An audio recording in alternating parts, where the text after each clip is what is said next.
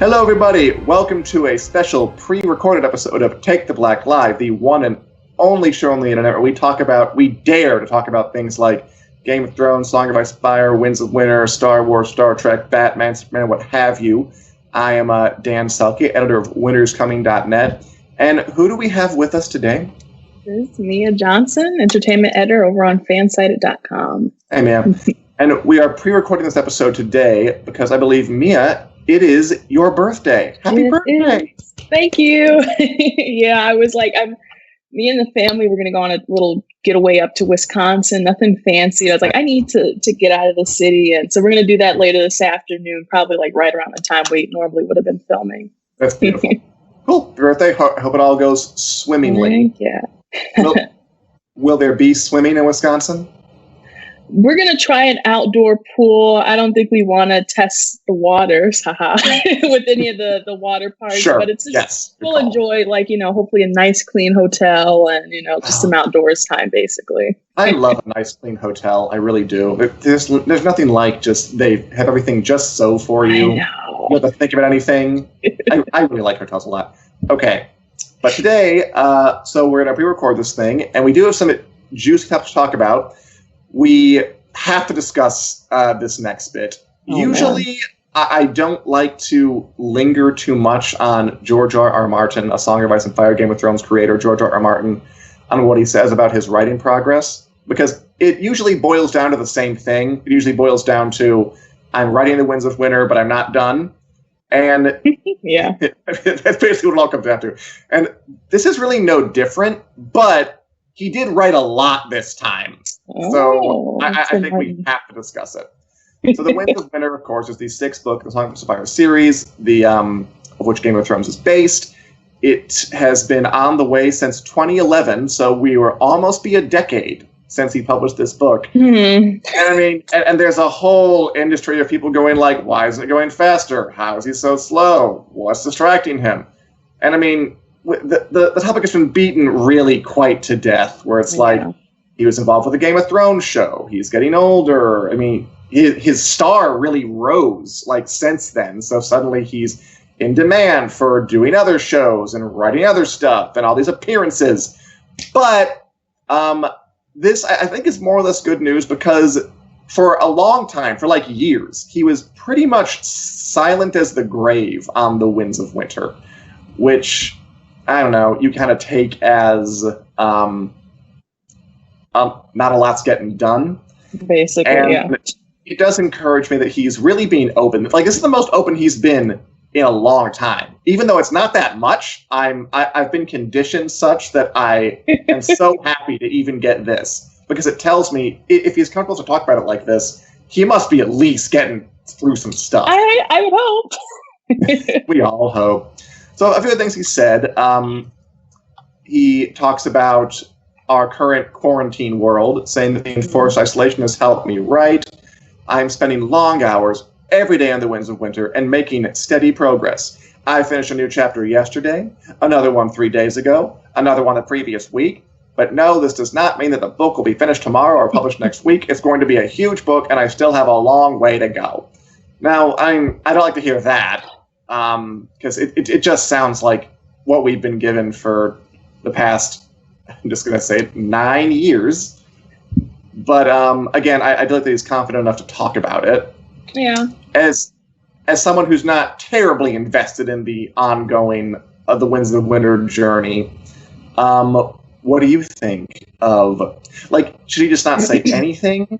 Or are these updates encouraging? Yeah. Looks like one half of me wants to say talk is cheap. And then the other half of me wants to say, well, it's good to have a progress report because even that is kind of better than radio silence, I guess. I think so. But yeah, it is almost like when it draws on to 9, almost 10 years, it almost does kind of feel like a boy who cried wolf sort of scenario where it's like, okay, we've heard this over and over and over again. I mean, yeah. I mean, he drops a line. He says, back in the good old days, when I finished Storm of Swords, which is the book with the red wedding in it, I could, get through 150 pages in a month of manuscript. And now I look back and, how did I do that? I don't know how I did it back then. And I mean, like, perhaps it does come down to, I don't know, age, or just he's a different kind of writer. There's so much you can go into. Mm-hmm. But I mean, yeah, so, like, fans are not imagining that he is slower now than he used to be. Like, he admits it right up. Like, I used to be able to do 100 pages in a month. Now it's not happening that way for whatever reason.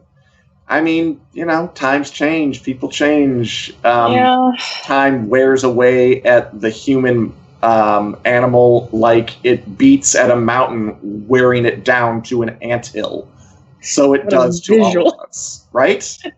I guess. Top of the dome.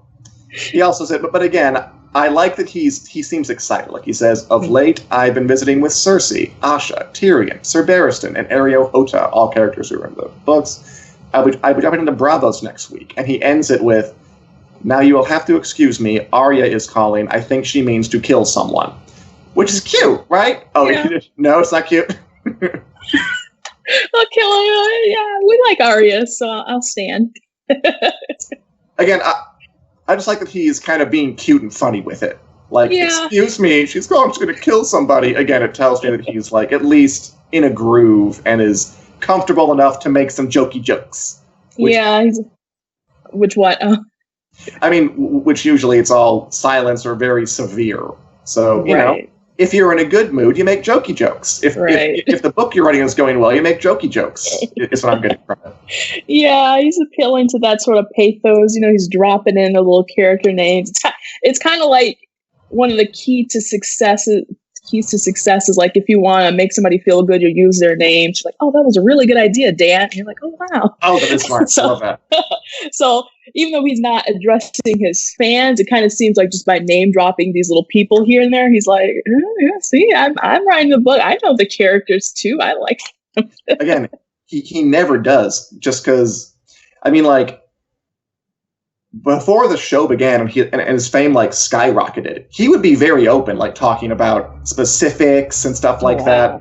But you know, like when you get into the space where you're like a name and you're like famous, like then every word you say is dissected, which we're doing right now. He even made a crack like in the post. He was like, you know, it's going along nicely. It still has a long way to go. Don't pay attention to the clickbait websites that parse my every word as some kind of sacred dogma. And I'm like, I wonder who he's talking about. Yeah, I don't know. It's me, it's us, we're doing it. Well, you know what? If he reads winteriscoming.net, then I see nothing wrong with that. Oh, it's just interesting that, I mean, like, you know, if you're that scrutinized, I do get it. Like it does get to you. Like it changes a man. Yeah. You just can't be an anonymous fan anymore, really. Like, you are George R. R. Martin in capital letters, not just George Martin. Yeah, it's going to hit different, like, writing something and knowing you don't have, like, one pair of eyes or two pair of eyes on your back, but just, like, a whole millions almost probably, you know, fan base and people watching you. Maybe he's gotten used to that over the years because it's been 10 years, but... Listen, it's an exercise in holding yourself accountable. That's what I've been saying this whole time. That's nice. I like that. Accountable. Very, very well put. And finally, he said, he talks about his original plan. He'd made, again, it's kind of a jokey thing, but he'd said that he intended to turn up to this year's Worldcon in New Zealand, which was going to happen in July. Obviously not happening anymore because Corona, but he said, like last year, if I don't have the Winds of Winter in hand by the time I turn up to Worldcon in July in New Zealand, you have my written permission, I'm quoting, my written permission to imprison me on White Island, which is a lake, which is an island off the coast of New Zealand that has a lake of sulfuric acid on it, and then keep me there till I'm done. Obviously joking, but you know what? It was kind of a deadline to stick to. It was kind of like, clearly you're joshing with us, but at least we had like, okay, July 2020. That's what he's going to put down for himself. Now he says, I was heartbroken when Con Zealand was forced to go virtual due to the pandemic. I had to cancel my plans for a long trip to Wellington and Paris with my minions. There's a silver lining in that cloud. The last thing I need right now is a long interruption that might cost me all the momentum I have built up. I can always visit Wellington next year when I hope that both COVID-19 and the Winds of Winter will be done. So he said kind of July 2020. Now he's saying, I hope it'll be done next year. Yeah. That sort of goalpost moving is very common for him over these past 9 years of writing. He's god awful at deadlines. Like, again, this is his own admission. He said, like, he was a journalist for a while. After he got out of college, and he's like, I couldn't do it because I did not like deadlines at all. Like, I could not get things in. I wanted to research and expand. That's just the kind of writer he is, and it's really coming back with a vengeance here in his old age. So, I mean, will we get it next year? I hope it'll be over. I don't know, man. But yeah, I think there's honestly no telling. I think the odds are like you probably wouldn't even be able to tell at this rate. It's just so all over the place. It'd almost be more surprising at this point if the book was announced as done. It's going to be surreal if it happens. Like, it better not happen on April 1st, because that would be like, are you sure, George? Are you really sure? He also said that House of the Dragon, the Game of Thrones prequel series for HBO, is flying along in quarantine, which I take to mean that it's being written, because obviously they're not going to do any shooting right now. Yeah.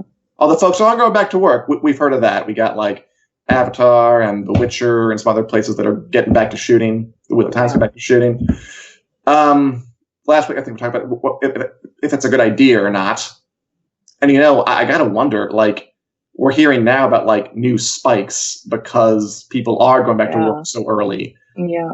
So, but that's kind of another topic. But I felt we had to talk about this, just address the George R. R. Martin of it all. And if you get hope from this, if you're listening, great. If you just think this is another in a long string of updates that don't go anywhere, that's valid too.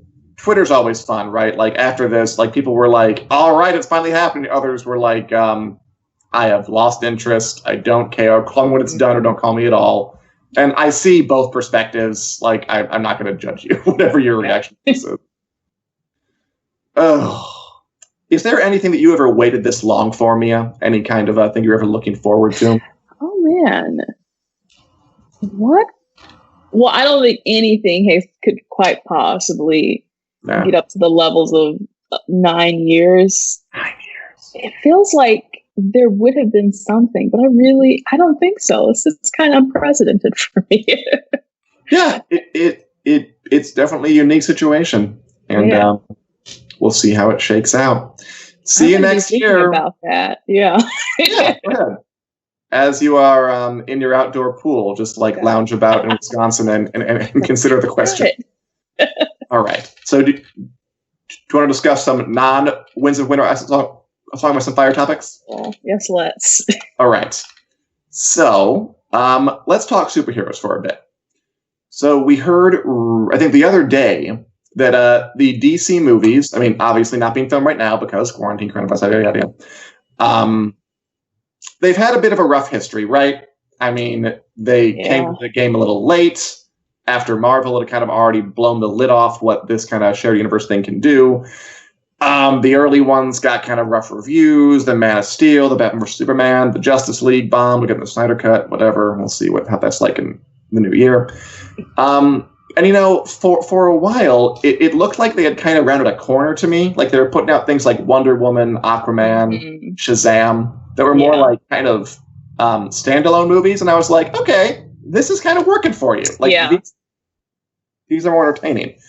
Now, the new hot goss is that, is that it seems like they're trying to get the shared universe machine back up and running, because it's been reported that they are in talks with Michael Keaton, original Tim Burton 1989 Batman from way back in the day, to appear in the Flash movie with Ezra Miller, and then probably appear in like other movies, kind of being like a Nick Fury type of figure who will kind of mentor and connect different strands.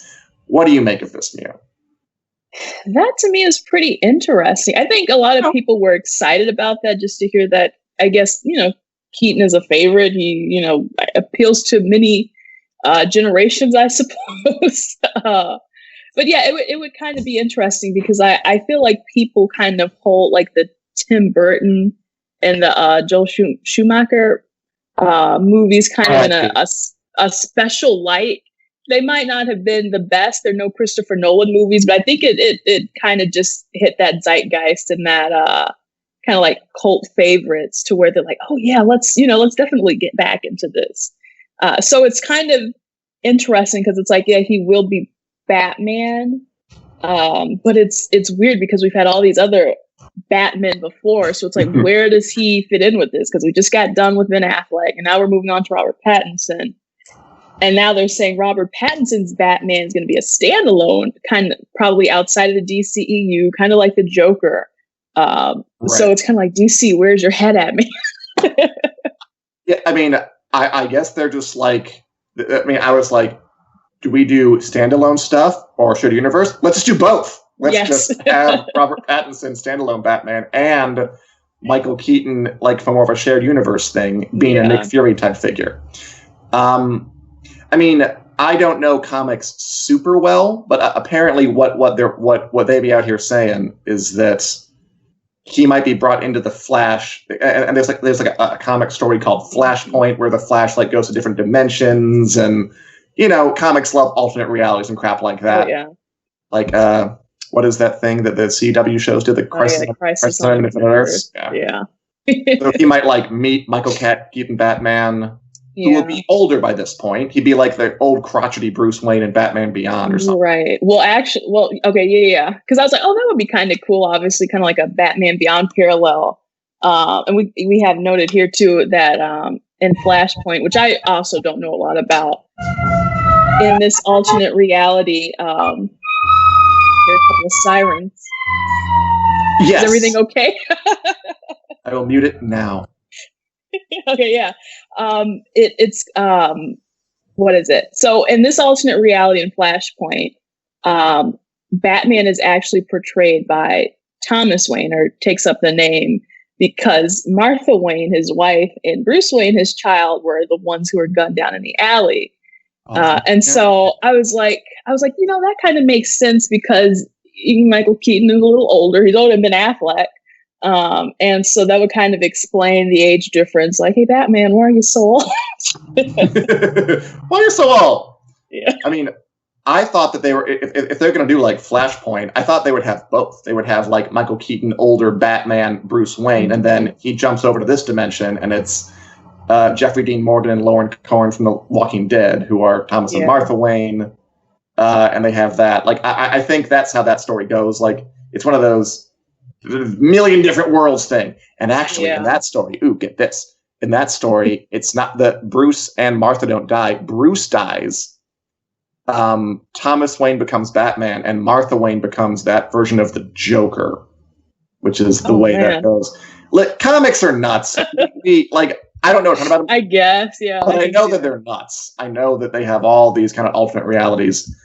And again, like, the main thing that I take away from this is we don't know exactly how they'd go with it, but it does sound like they want to go big, that they don't want to do a standalone thing. They want to do multiple movies, Nick Fury, multiple dimensions, super big, see them all, see all 40 kind of thing. Mm-hmm. Which, I didn't mean to cut you off, though. It's still kind of interesting because the whole idea of Flashpoint is that if you're looking into an alternate reality, there's still going to be characters who aren't the Flash, interacting. There's Wonder Woman, there's Cyborg, Superman too. So it's like you've got the Justice League, but they're in a different capacity. And this was like way back in 2017 San Diego Comic-Con, where they were like, I think they did confirm like Cyborg and Ray Fisher and Gal Gadot were going to come back.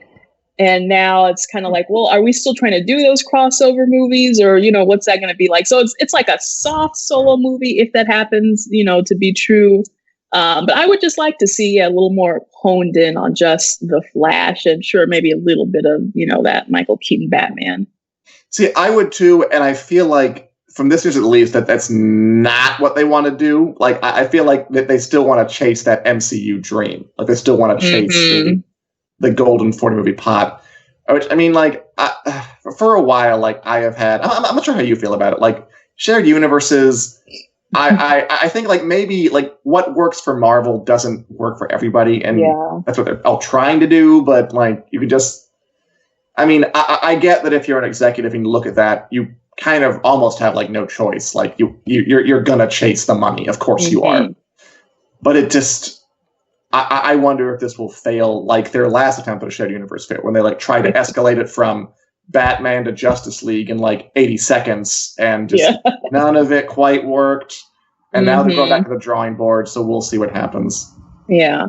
It's funny, I just, like, legitimately watched Justice League all the way through this weekend, so now I could finally, I texted my brother. I was like, I didn't think it was that bad. He's like, are you kidding me? It's it's like the worst possible scenario for a movie. And I was like, yes, but I just took it for what it was. So it's not, if I said anything scornful about it, I kind of retract that. It's not the perfect movie. Maybe it's not a good movie, but it's a watchable movie. Good. At least for me.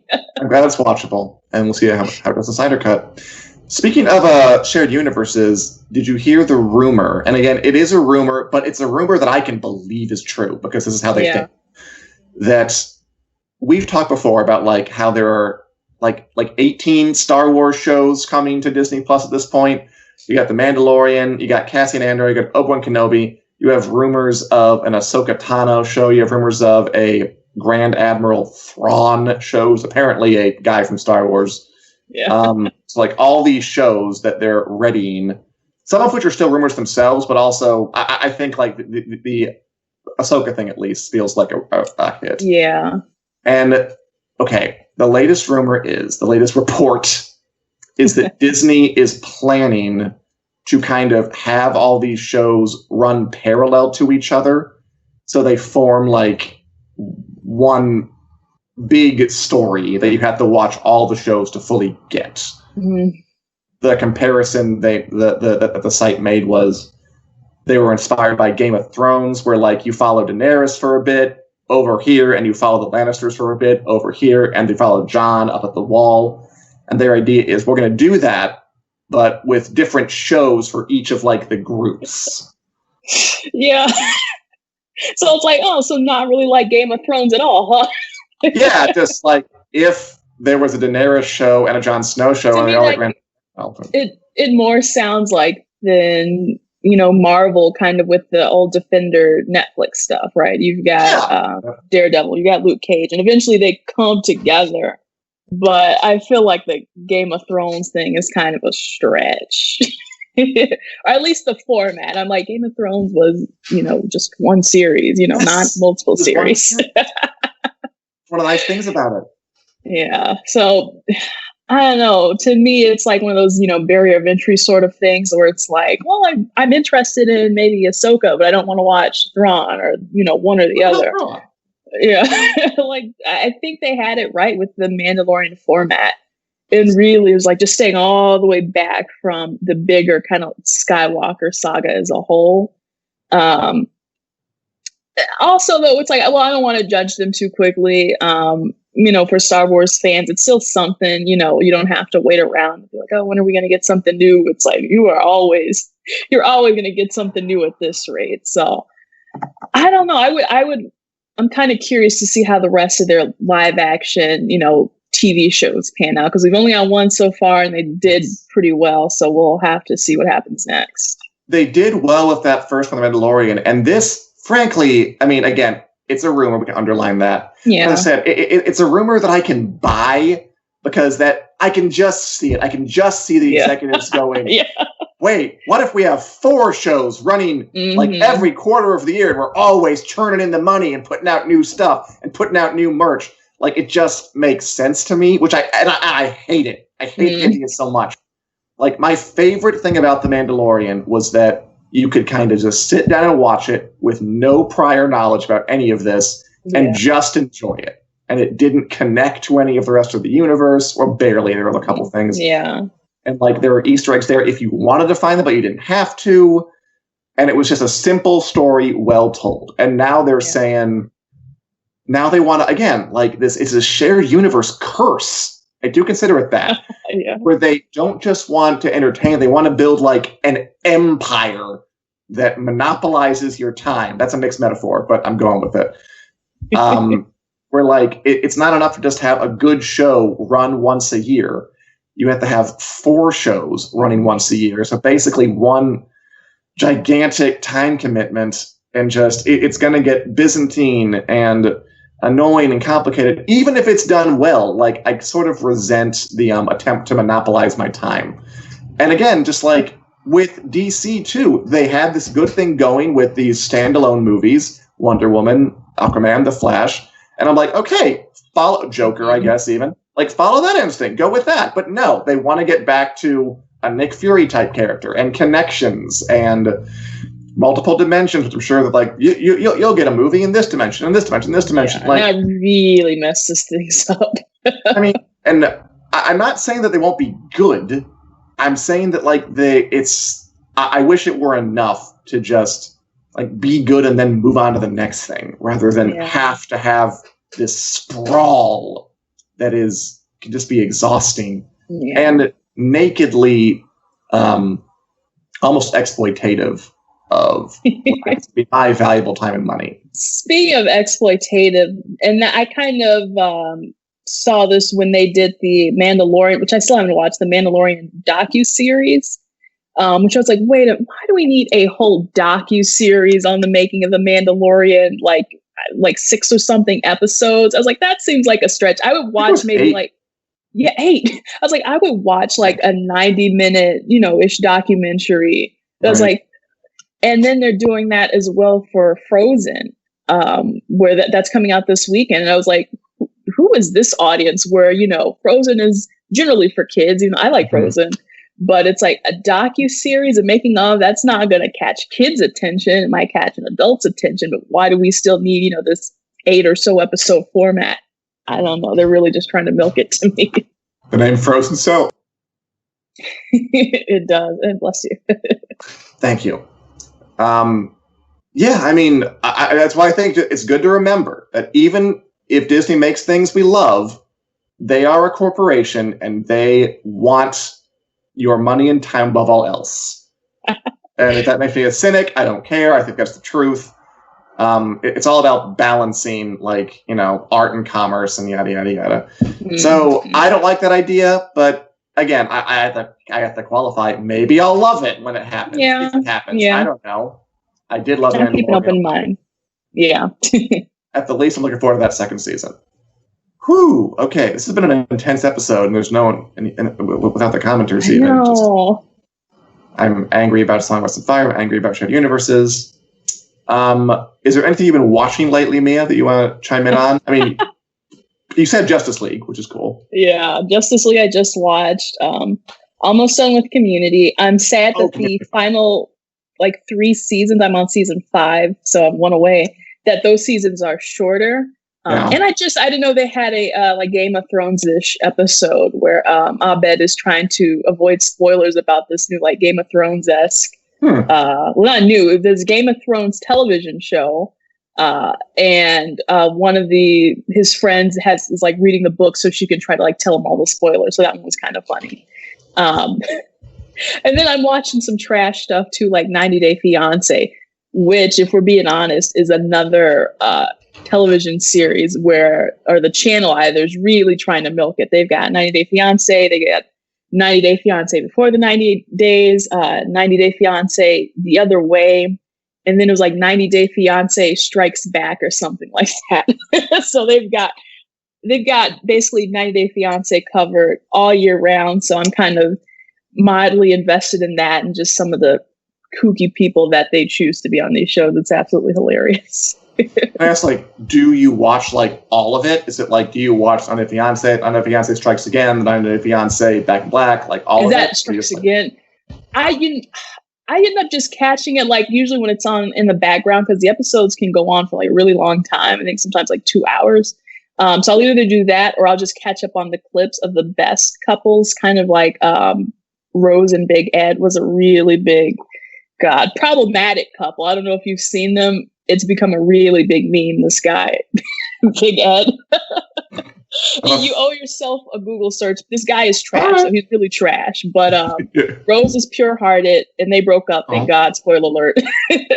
And now they have a new couple on, I think, The Other Way, where there's this guy in Las Vegas.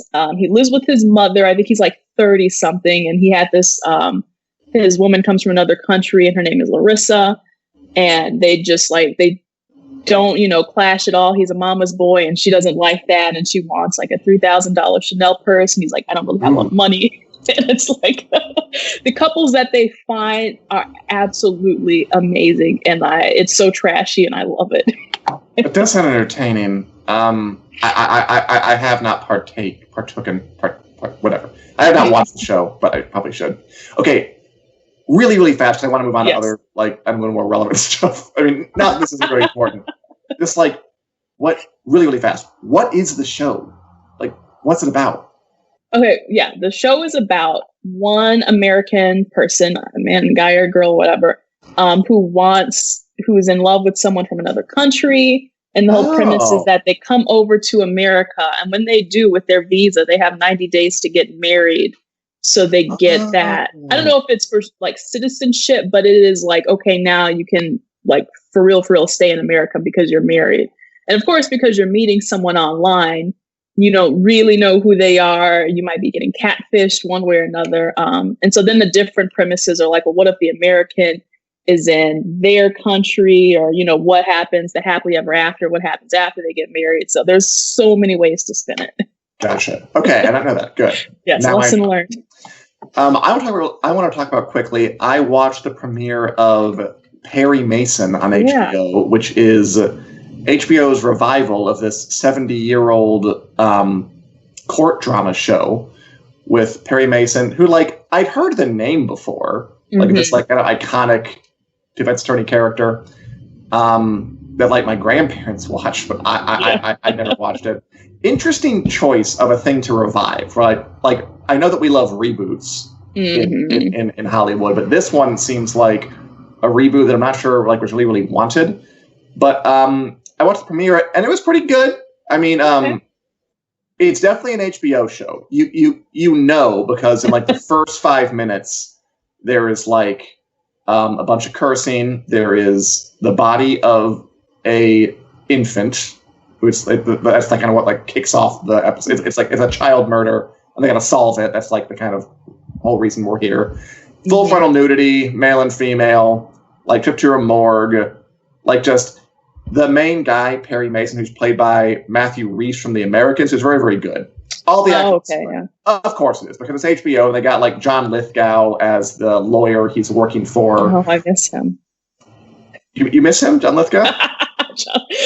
He's Lord Farquaad. Come on. He's who? Oh, he was Lord Farquaad. Yeah. You're right. I remember him from Third Rock from the Sun, which I really liked a lot. But I mean, he's great. He's always really reliable. Yeah. Or The Crown. He won an Emmy for that. The acting's terrific. The production values are terrific. It's set in the 30s in Los Angeles. So they have the hats and the coats and the cigarettes and the old tiny cars and the neon and the rain-slick streets. It's all very detective, noir, film noir, whatever that is. It does kind of check those HBO peak TV boxes, when it said the nudity and the swearing and the violence. And also the main character, Perry Mason, is this, he's not a lawyer. He's a private investigator, which why do you go have this iconic lawyer character if you don't have him be? I don't know. And he's he's a total Don Draper, Walter White, Tony Soprano, peak TV tragic male hero frontman. He's good at his job, but he's tortured and he has a drinking problem and he has bad relationships. But we're following him and he's textured and complex, which it's so weird how that has become kind of a cliche, in the past 15 years of TV. When it first happened with a Tony Soprano, who's the main character is a scumbag. Like this is so interesting and new. And then you had like Mad Men and Breaking Bad and all these shows that came out, and like now it's kind of a normal thing to have like these awful men in the lead. Yeah. Yeah. I hope that's not indicative of our society or anybody takes any cues. Like, you can be a good person, you know? You could. So, I mean, yes. I mean, I enjoyed it. The acting was good. The drama was good. It did feel a little like HBO paint by numbers a bit, just because at this point, like some of these things have become cliche, like the tortured male hero and the violence and nudity and all that stuff. But it was well done. And also, I got to say, it is eerily similar to Penny Dreadful City of Angels, I'm watching over on Showtime, almost done. Like, exact same setting, Los Angeles in the 30s. Exact same kind of plot. Like, there's a murder, and you're solving it. Like, that's the main drive of the season. Yeah. It even they even both involve like the 1930s Christian revivalism movement that was going on at the time. Like, there's a main character from it. I'm like, did HBO and Showtime execs like just have a lunch sometime and like have the same idea and just try to get it out first? Like, it's really weird how close they are, and they're on at the same time. So, which one would you say you think is pulling off better? I guess Penny Dreadful, because it has Natalie Dormer as a demon who's trying to destroy the world, which is entertaining. Cannot beat that. This is just the premiere, so maybe, I don't know. I'll keep watching. I'll see where it goes. But yeah, kind of, I don't know, just a quirky choice to have in this day and age. Perry Mason, this. And any thought? Are you interested in this at all? You know, I don't know. The LA noir type stuff is kind of out there for me in the paint, but I'm not a huge like HBO fan. Maybe because I like literally just got HBO like within the last year, so I'm still like, oh, what's all of this? I mean, they've got a good format going, so maybe if something else comes around, but I don't know if I can really invest my time in Perry Mason. Yeah, fair enough. At least I'll let you know if it gets really great or maintains this is fine quality as we go on. Yeah. Well, if you're still watching us, thanks for watching. You can see us live every Wednesday at 4 p.m. Central Standard Time at the Winter Screen Facebook page. We also got the WIC Club, where we give extra articles, extra videos, prizes every month. To get into there, you buy a WIC t-shirt. I can link that in a comment or something below whatever you're watching this on. Anything else you want to say before we sign off, Mia? Nope. I hope everybody has a good day. And I hope you have a wonderful, happy birthday. Yeah. All right. Thanks, everybody. We will see you next time.